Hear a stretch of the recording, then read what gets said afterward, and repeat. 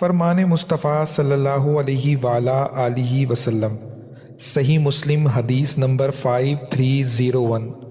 حضرت جابر رضی اللہ تعالیٰ عنہ سے روایت ہے کہ رسول اللہ صلی اللہ علیہ وآلہ آلہ وسلم نے فرمایا، جب تم میں سے کسی کا لقمہ گر جائے تو وہ اسے اٹھا لے، اس پر جو ناپسندیدہ چیز لگی ہو جیسے مٹی، اسے صاف کر کے کھا لے اور اسے شیطان کے لیے نہ چھوڑے، اور جب تک اپنی انگلیاں چاٹ نہ لے اس وقت تک رومال سے ہاتھ صاف نہ کرے، کیونکہ اسے معلوم نہیں کہ اس کے کھانے کے کس حصے میں برکت چھپی ہے۔